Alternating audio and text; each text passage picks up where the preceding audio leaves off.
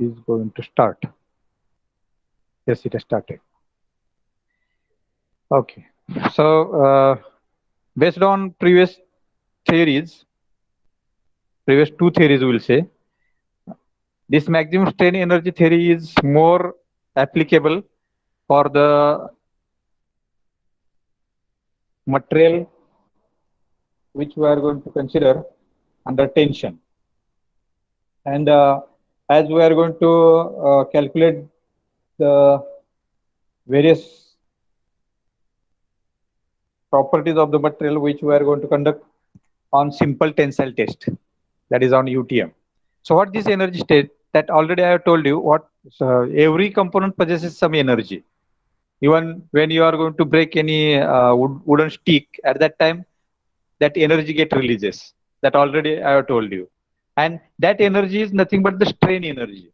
That is that material which is resisting to change in shape. And that is nothing but the holding energy of that material, of that component. And that if that energy get destroyed, or if that energy is less than the energy which has applied, that is nothing but the external force, then definitely it is going to get break. So that simple what we can say the theory says. Now as here you can see the formula which has written, that is total strain energy, U total, U suffix total, it has been written, is if it is greater than or equal to the strain energy at the yield point. Yield point, that is nothing but the test which we have conducted. That on UTM we are going to conduct test, we are going to have the stress strain curve. And on that stress strain curve, we are going to get one point where we are going to say as a yield point. And that is for the ductile material. Again, this theory holds good for the ductile material, not for the brittle material. That again, we have to consider. So when we are going to consider that strain energy at the yield point, if that strain energy at the yield point is less than or equal to, here you can say, of the total strain energy of that material, then we are going to consider that component is in safe condition. If it is going to exceed that the total strain energy, then we are going to say that component may be undergoing to the failure. So according to this theory, the failure or yielding occurs at a point in number when the strain energy per unit volume. Now here, when we are going to calculate the strain energy is calculated in volumetric sense. That is nothing but per cube, how much strain can be sustained by that component, that we are going to calculate. Because here we are going to consider the application of load in three directional, that is in multi-directional. Okay, so we are going to consider cube, and that cube possesses some energy. For example, I will take little example. Have you seen ad of that ACC cement? You might have seen. In that it has been elaborated that that one cube of 10 by 10 centimeter can sustain weight of one elephant. Are you remembering it? That ACC cement has presented that ad. What it indicates, that the volume which is containing by that cement of 10 by 10 centimeter, that volume can sustain that much weight of that elephant. We can consider it as a 2 ton. Okay, that means that small cube can sustain 2 ton weight. So it is for the advertising purpose, but it possesses that energy, because definitely when we are going to apply load, at that time it is the energy which we are going to apply, which we are trying to destroy that component, but it is not getting destroyed. What it means, that the molecular attraction is in such a way, that energy of molecules is in such a way that they are not allowing to destroy it. But if that energy get exceed, definitely that part is going to get break. So this is what we can say that about this maximum strain energy theory. Now in this case, this maximum strain energy theory, next slide. Yes. This total strain energy per unit volume is greater than or equal to the strain energy per unit volume of yield point under the tensile stress. Okay, that is the formula what has elaborated here. And this is indicated as a strain energy, strain level, and this is what we can consider as a stress level. So within the elastic limit here, the strain energy is proportional to the stress energy. Okay, and if it is greater, then the failure is going to occur. So in exam, there may be question of theoretical question. It may be asked for explaining this theory. Okay, we are not having any numerical treatment on this, but we are going to say what the numeric behind it. So this total strain energy per unit volume is calculated as half of the stress multiplied by strain in x direction, one principal direction. Half of the stress multiplied by strain in the second direction. We can consider it as a y direction. And half of the stress multiplied by strain in z direction. So this is nothing but the total strain energy. Now here one can ask one question that why? Because we are going to have this one half. Even though when we are going to calculate the kinetic energy, we are going to write as a 1 half mv square, right? So where this half comes? Does anybody knows it? Why this half we are going to consider? 1 half mv square. This is the kinetic energy. M is the mass and v is the velocity. And if you are going to take the square of that velocity, that is nothing but momentum. And if you are going to take the momentum, then we are going to change in momentum is the energy, right? So which creates the force. So why? Because we are writing half. It's a very basic question. Okay, you might have studied it in 12th or 11th standard also, but it sticks. Or always it is striking in my mind. Why? Because this half has written. Anybody of you, please?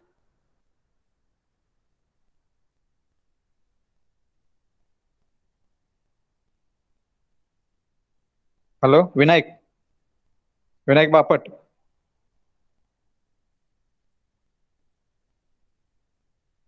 Yes, sir. Can you give me answer that half? Why half we are written that kinetic energy is 1 half mv square?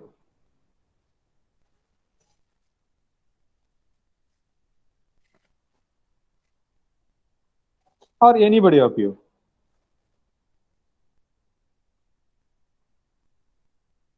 Hello?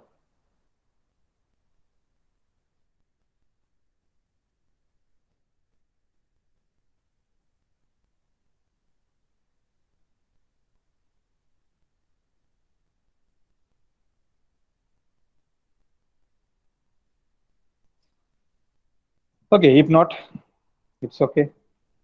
This half is written because we are going to take the average of that energy. While we are going to calculate, it is the average of that energy. That is, first is initially it is zero because strain and stress will get developed when we are applying force. When as and when you are going to apply force, then and then only stress is developed in that material. Otherwise, stress is not developed in that material. That material will not undergo to the strain also. Even in case of that kinetic energy, 1 half mv square, you are going to consider that momentum before starting, that is initial momentum plus final momentum divided by 2. And initially it is 0 because velocity is 0 in that case, while the kinetic energy is calculated because that mass is going to start its journey from 0, that is when the velocity is 0. And then final velocity you are going to consider as a v, and then you are going to calculate its average. That's why it is 1 half mv square. Okay, because first 0 plus mv square divided by 2, that is going to become 1 half mv square. Here also we are going to consider that average strain multiplied by average stress, and this stress and strain will get developed when you are going to apply force. Once you are going to apply force or once you are going to release that force, this energy which we are going to possess, which we are going to consider that cube or that material is possessing, that energy doesn't appear. It is present in that, but it appears when you are going to apply force, and that average you are going to take. So this strain energy per unit volume, okay, in 3 directions, that you are going to calculate. Now this epsilon, that is nothing but the strain, is calculated by means of 1 upon E into sigma 1. When you are going to calculate the principal strain in x direction, first principal direction, then sigma 1 is the principal stress in that direction, that is in x direction, minus mu, that is Poisson's ratio, into bracket sigma 2 plus sigma 3. That is, sigma 2 is the principal stress in y direction, sigma 3 is the principal stress in z direction. So by means of this, we are going to calculate the strain in x direction, because when you are going to apply force in x direction from y direction, that part is going to start to shrink. It is going to reduce its volumes, or it is going to reduce its dimensions. That's why negative sign is there, this negative sign. And hence that stress which is considered in that direction, that is y and z direction, that stress is going to create negative effect, and hence we are going to consider the strain which is developed in x direction is 1 over e into bracket sigma 1 minus mu into bracket sigma 2 plus sigma 3. Okay.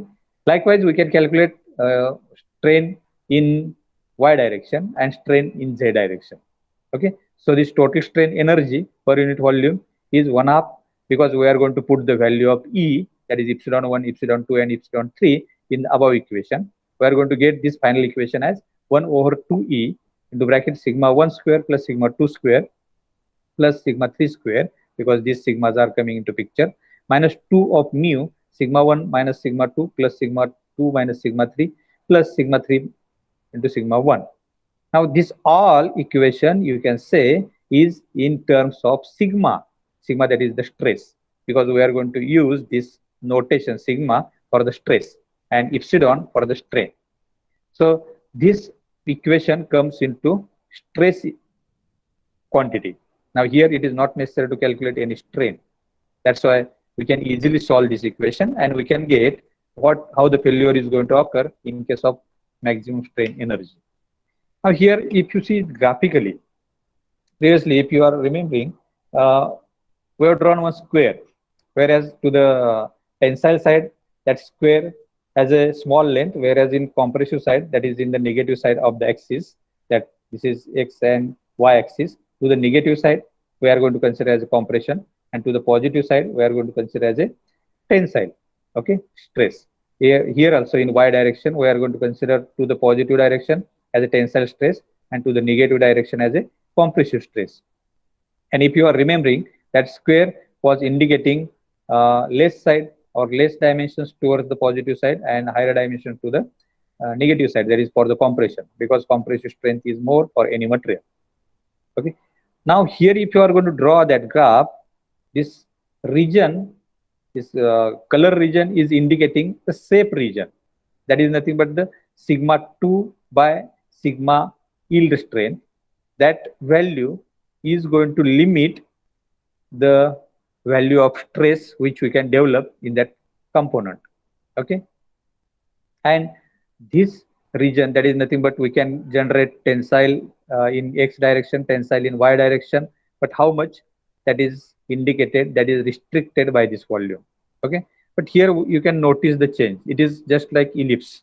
Why? Because it has included all the energy. And roughly, as we have seen the first theory, that is the maximum principal stress theory, in that case, just we are going to consider the principal stress which has developed. If it is going to exceed than the yield or its ultimate stress, then the failure is going to occur. But it was giving very rough idea. Okay. And this is how we are going to have the clarity in that theories. And we are going towards the safer side. We are going to have the accuracy in the calculations of that stress which we are going to calculate. Okay. You can explain it. Now this is maximum distortion energy theory. Here also we are going to consider the energy per unit volume. Now again, basically strain energy and distortion energy, they are more or less same. Initially we can consider it as a strain energy and distortion energy that are somewhat same. Okay. But in details, if you are going to consider, then the maximum principal strain energy and this maximum distortion energy theory, they are correlated to each other. Okay. Now in this case, condition for the failure is that maximum distortion energy per unit volume is greater than the distortion energy of that yield point under the tensile test. Okay. Now this distortion energy, that is nothing but the energy before just breaking is occurring. And in case of that maximum strain energy, here we are going to consider where the yielding is starting. Total breaking is not occurring. But here in this case, we are going to consider that distortion, that is nothing but the break breakage of that material has done. And this energy or this theory holds good for the brittle material, because in case of brittle material, we are not going to have any neck formation operation, and this failure is going to occur. Okay. Now in this case, condition for the safe design, that is nothing but the material we can consider as a safe. That is, maximum distortion energy always should be less than this distortion energy theory of that material, which we are going to calculate when tensile test is conducted. Okay. So if you are going to follow this law or this equation, then that component will be towards safer side. The stress which are generated in that component always will be less than the stress which are responsible to create the distortion or breaking of that component. Okay. If you don't understand, please let me know. How we are going to calculate the volumetric strain energy, that is average stress and volumetric strain, already we have seen it. So that is this average stress we are going to calculate. Just we have seen in case of strain energy, that has calculated in different way, and here we are going to calculate it in different way. Average stress sigma 1 plus sigma 2 plus sigma 3, that is nothing but the principal stresses in x, y and z direction divided by 3. Now this 2 is coming because we are going to take average of all. And while strain we have calculated as a 1 minus 2 mu divided by E, because this term we are going to take common, and into bracket sigma 1 plus sigma 2 plus sigma 3, that is nothing but the principal stresses in x, y and z direction. So volumetric strain energy is calculated by means of, because this can be combined together and taken as a square. This 3 multiplied by 2 is going to become 6. Okay. This 2 minus 1 minus 2 mu divided by E, that is 1 minus 2 mu divided by E is there, into 6 into bracket sigma 1 plus sigma 2 plus sigma 3 square. Okay. Just it has elaborated, and we have calculated this distortion energy per unit volume as a 1 plus mu divided by 6E into sigma 1 minus sigma 2 square plus sigma 2 minus sigma 3 bracket square plus sigma 3 minus sigma 1 bracket square. Once again, I am going to tell you, this we are not going to see in details. In university, they will ask only theoretical questions on these theories. Okay. So just you have to understand that theories. Now graphically, if you are going to see, just it is like that ellipse which we have seen in the strain energy theory, maximum strain energy theory, but it is elaborated ellipse. That is nothing but it is covering more area towards this quadrant side, and is going to consider it into safe region. And it is a ellipse which this colored part is showing that the safe region of that component. Okay, this is again other graphical representation of the same distortion energy theory. The distortion energy, now here all are combined together.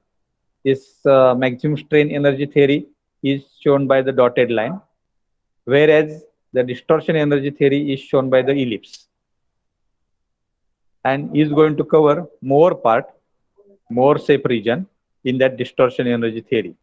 Okay, whereas the 0 point is nothing but the pure stressing or shear load. This 0 point is indicating this is x direction stress, this is y direction stress, this is yield point, this is also yield point. Sy is yield point. This minus Sy means for yield point in compressive side. This minus Sy on y-axis means yield point in compression. Okay. So this is the comparison of these two theories, that is the maximum strain energy theory and distortion energy theory. Okay. Now here we are going to complete the theories. Later on we'll see which theory is used in which case. But till now, do you have any question? You are free to ask. Hello? Pratik Deshmukh. Yes, sir. Have you understood what we have seen right now?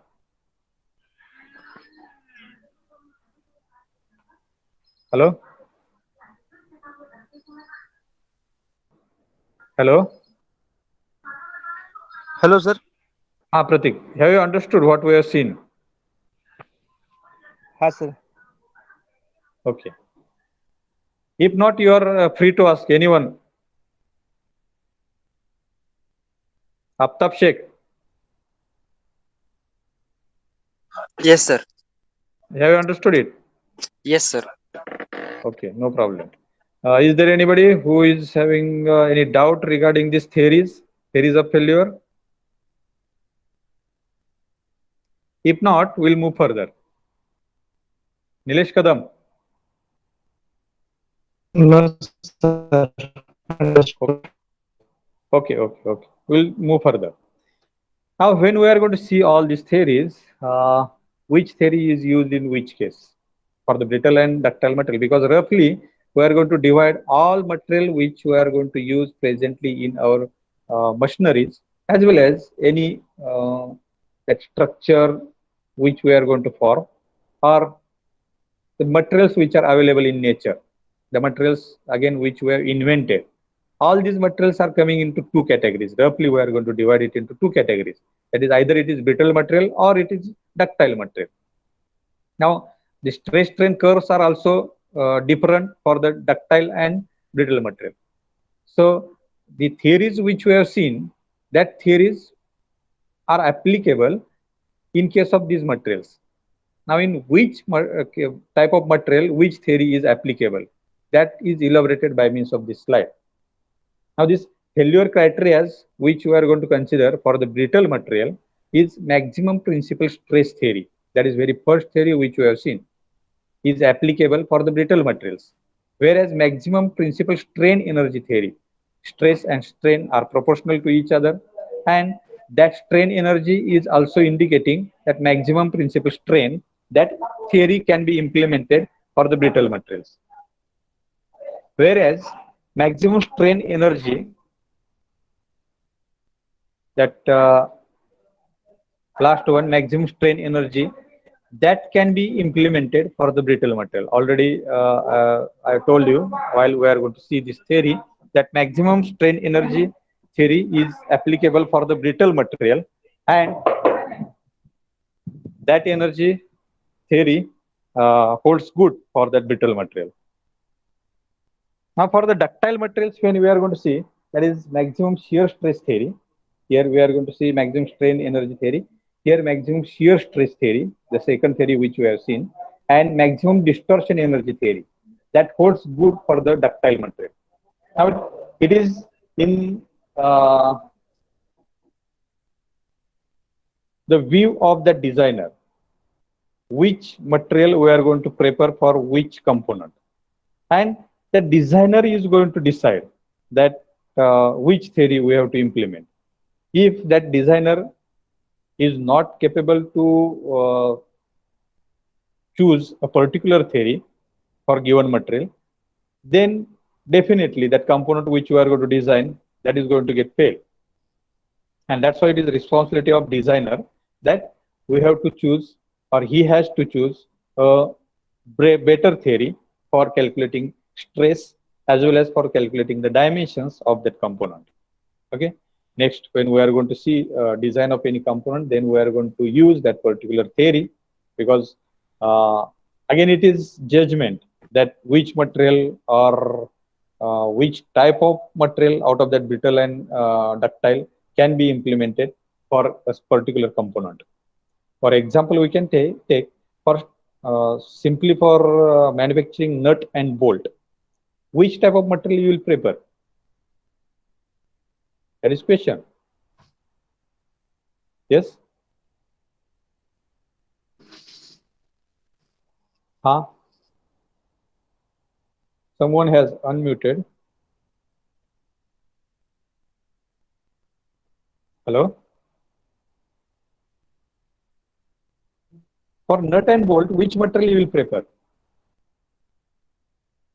Whether it is brittle or ductile?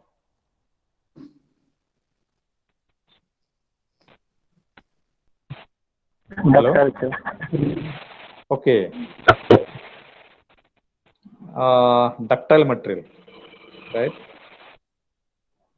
Rishabh Rai is correct, that we are going to consider ductile material for that, because in that case we don't want to have sudden breakage, sudden failure. If it is occurring sudden failure, then the nut and bolts are used for fastening two components together. It should give indication that it is going to get fail, and hence we are going to prepare ductile material for that. But suppose in some certain conditions where you are trying to reduce the cost of that component, or the safety is not much more important, these are the criteria that has to be designed by the, or that has to be considered by the designer, that whether it is very important component, whether it is going to affect more on the safety, or it is a less affecting on the safety, then we want to consider the cost also. Yes, Vaibhav Londe. Vaibhav Londe, your mic is on. You want to say something? Vaibhav Londe, are you listening me?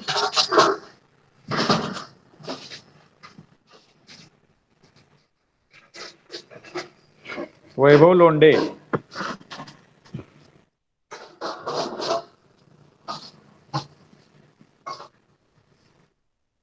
Hello? Vaibhav Londe, we are getting disturbing noise from you.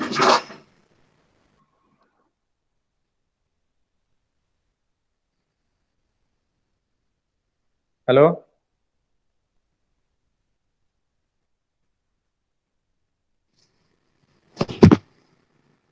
Okay. So we are going to decide particular theory in for the particular material. Next, we are going to see, which is very important point from the design point of view, that is selection of preferred size. Before going to this preferred size, first of all, we'll see what actually this size is and what about we are talking. I mean, case of industrial design, this preferred number, also called as preferred values or preferred series, okay, are standard guidelines for the choosing exact product dimensions within a given set of constants or considerations. Okay, and that given set of constraints, that constraint set, that is nothing but, if we are going to consider shaft dimensions, shaft diameter, suppose. Can anybody call to this Vaibhav Londe to mute his mobile? We are getting disturbing noise. Anybody of you?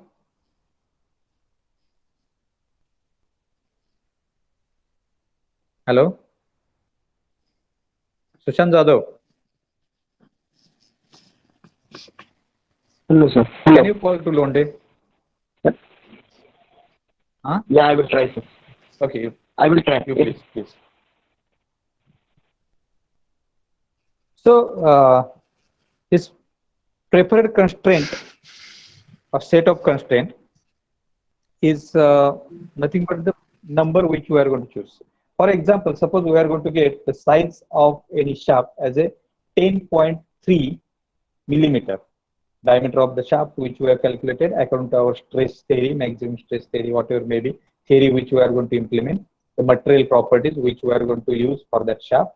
And according to that, if we are going to get to transmit certain amount of torque, we are getting 10.3 millimeter as the diameter of that shaft. So should we prefer that 10.3 millimeter, or we should go for some standardization? Because the material which is available in market, that we have to choose for the manufacturing of that shaft. And if suppose you want to manufacture shaft of 10.3 millimeter diameter, then machining process has to be done. And that's why what has happened, that actually this international standard, or because we are doing business in various countries, and we are getting some materials from various countries. Okay, we will not take name of any country. But we are going to get certain what components or raw materials from various countries, and business has become international now. So if suppose that raw material which is required for the shaft, that is rod, is coming from America, then whether they are going to provide us, just I want to have only rod of 3.5, sorry, 10.5 millimeter, so that I can machine it and I can make it of 3.3, 10.3 millimeter, and we can use that particular shaft.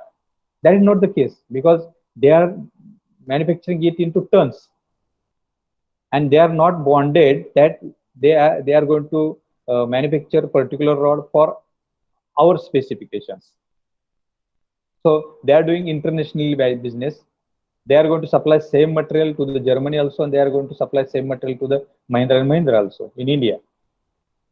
When such situation occurs at that time, just they are going to have some standard size, and that standard size are nothing but this series or preferred size, where it is just giving a guideline to the designer that if you are going to get dimension as a 10.3 millimeter, then you have to choose the shaft of next whatever maybe the size which is available. That is, suppose 12 millimeter size is available in market, so you have to choose that number as a 12 millimeter. So who is going to decide it? It is decided internationally by means of IS standard, whereas it has decided by Indian government also, and that series are released by the Indian government. That is called as IS codes, and that code has to be implemented. That has to be followed by all other companies, all the people, those who are trying to manufacture any component. So this is related to the size. This is not that preferred series or sizes are not only related to the dimensions, they are related to speed also. Suppose we are going to choose a speed of motor, we are going to get a standard speed of motor, electrical motor, as a 1440 rpm. And if you require to have some motor which can develop 200 rpm, then we cannot go for that, because we have to choose the motor which is available in market. So standard motors are having 1440 rpm. Then we have our requirement, if it is of 200 or 2000 rpm, then according to that we have to select the pulleys or other transmitting devices like gears, and we have to convert that speed, we have to modify that speed, and we have to meet our requirement. So according to these standards, this preferred size also includes speed. It also includes some sizes. It also includes some other type of dimensions also, which we are going to use in design. And that set is released by government. That is called as preferred size. Now it is related to the numbers, length, distance, diameter, then volume, speed, power, and other characteristics or quantities which we are going to use in design. While all of these shows are considered by the consideration,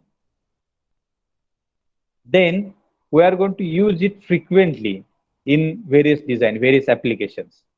Okay, and they are selected for the functionality of that component, then its usability of that component, okay, compatibility, then safety and cost. All these parameters are considered while we are going to have this type of series, this type of sizes, okay. And this set is available in design.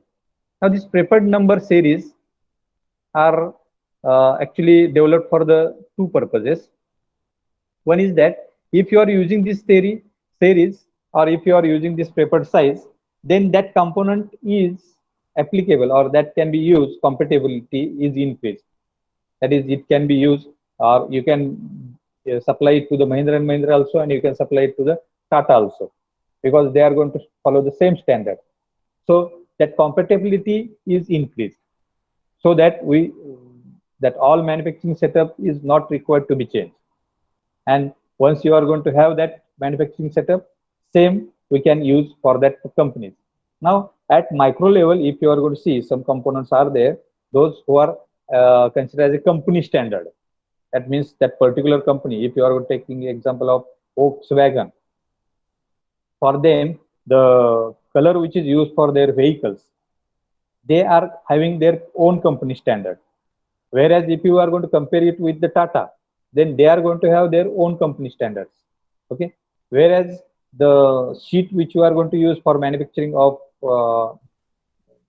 various parts of that automobile or body of that automobile we are going to consider, then they are going to prefer some different sizes. So that are nothing but the company standards.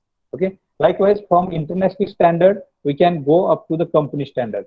In between, country standard is there, then region standards may be there, then company standards may be there.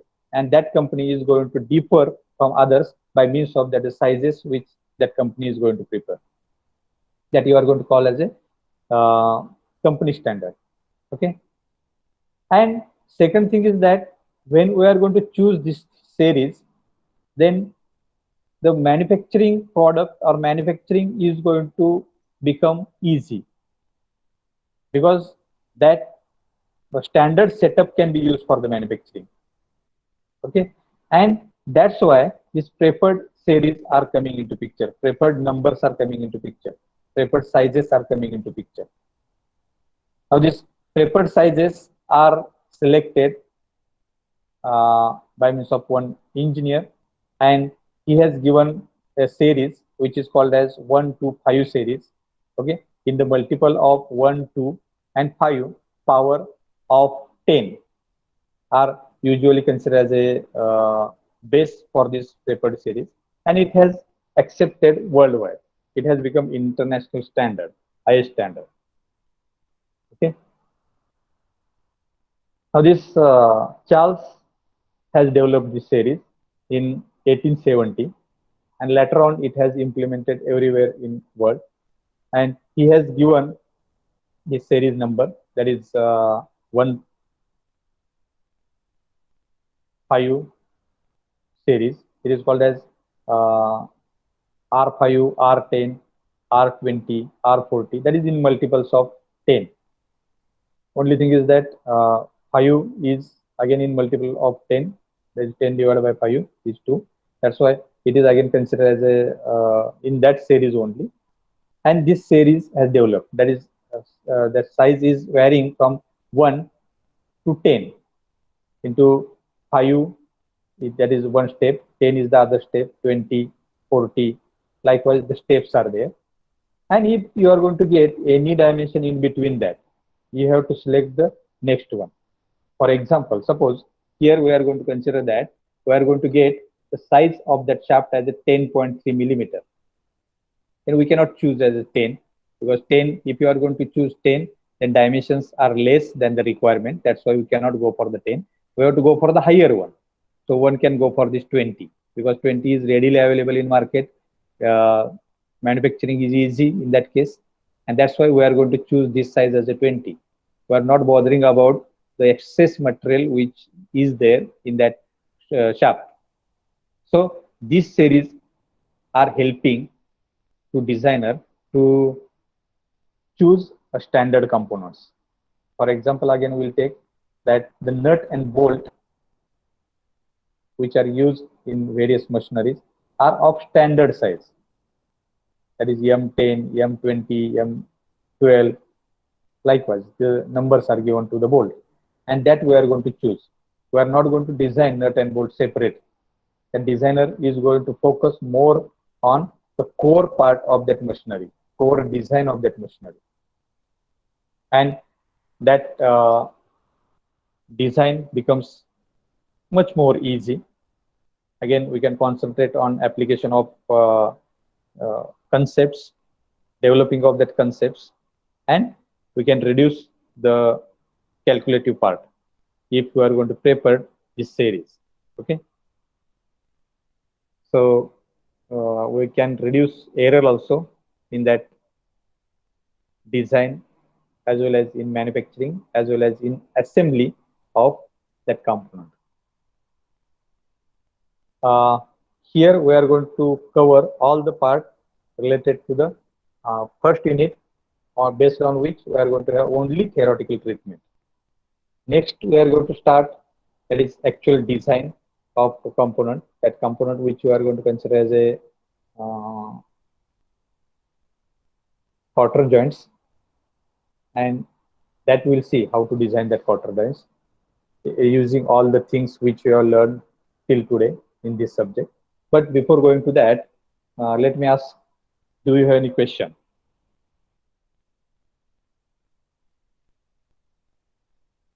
You are free to ask if you have any query. Have you understood all these things? Hello? Hello?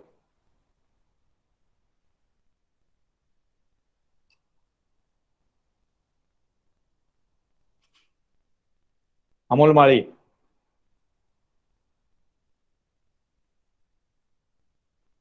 Amol Mali. Yes, sir. Yes, sir. Have you understood everything? Yes, sir. Okay. If question comes that write note on preferred number or preferred size, are you able to write it? Hello? Atharo Kulkarni. Yes, sir. Have you understood? Yes, sir. Very good.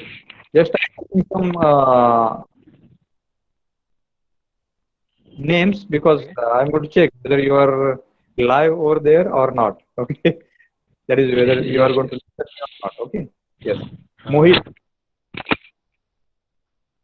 Mohit Taur.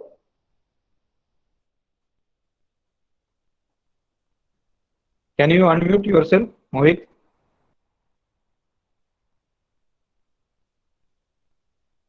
Yes, sir. Okay. Have you understood everything? Yes, sir. Okay. No problem. Let's go further. I think only 4 minutes are there. We'll take presenting and we'll see this design of quarter joint, where is socket and spigot joint, socket and spigot type quarter joint, to the next lecture. Okay. In this, we are going to learn how to calculate the dimensions by considering the stress which is going to develop in that component, or type of stress which is going to develop in that component. Okay. One by one, every component which is belonging to this quarter joint, that we are going to uh, consider in that particular type of stress, and we are going to calculate the dimensions, and also we are going to take safety or care of safety of this total unit so that it can withstand for the given load, it can transmit the given load. Only thing is that, let me clear that this type of joints are used in tensile type of loading. Very simple example we can take as a joint which we are going to have for tractor and trolley. It is coming under knuckle joint actually, but have you seen that joint when we are going to connect trolley to the tractor? At that time, that tractor has to pull all the load which is there in trolley, and tensile forces are coming in that. So that type of application is there. Now this is very basic type of joint actually.